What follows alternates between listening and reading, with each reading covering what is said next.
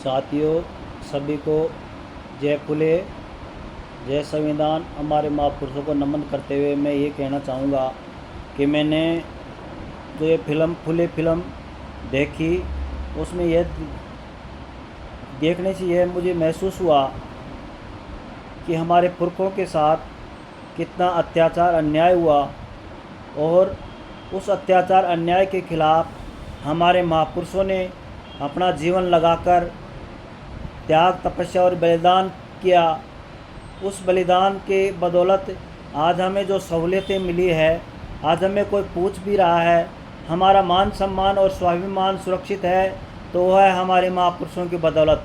तो ज्योतिबा फुले और सावित्रीबाई फुले की इस फिल्म में ये दिखाया गया है कि हमारे उस महामानव और उस महानायिका ने मिलकर, एक उस्मान शेख और फातिमा शेख के साथ मिलकर हमारी देश की सभी वर्गों की, चाहे वो SC ST OBC या स्वर्ण जाति की बालिकाएं हैं, महिलाएं हैं, उनको भी उन्होंने पढ़ाने का काम किया। और काम करने के साथ साथ ही उनके अंदर भी एक जज्बा पैदा किया है कि आप लोग भी मानव हो, पुरुषों के समान हो। और इसमें, इस फिल्म में ये भी दिखाया कि महिलाओं के उतने ही अधिकार है जितने पुरुषों के हैं।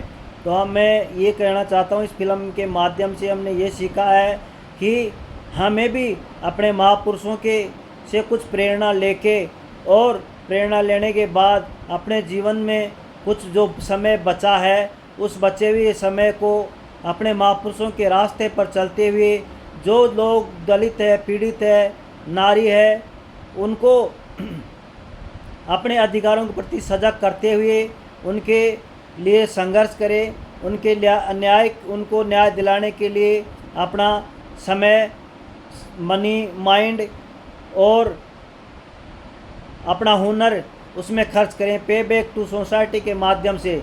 इस फिल्म में यही दिखाया गया है।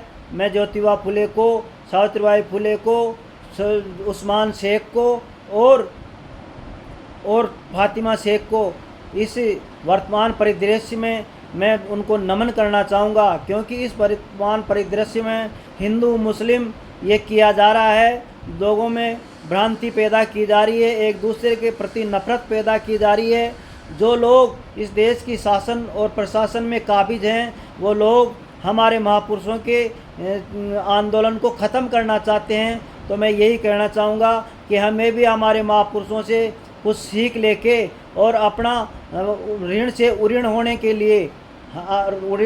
लिए कुछ न कुछ त्याग, चाहे समय हो, चाहे हुनर हो, चाहे पैसा हो, चाहे कुछ भी हो, अपने पास जो कुछ भी है उसमें से कुछ न कुछ उसका हिस्सा खर्च करना चाहिए, और आने वाली पीढ़ियों को ये इतिहास बताना चाहिए। और इस इतिहास के साथ साथ ही हमें यह भी बताना चाहिए कि हमारे जो बदलाव आया है, हमारे को जो सहूलियतें मिली है, हमारा जो मान और सम्मान मिला है, वो हमारे महापुरुषों की बदौलत है। इसलिए हमें उनके रास्ते पर चलते हुए और कुछ न कुछ समाज सुधार के कार्यक्रम जारी रखने चाहिए।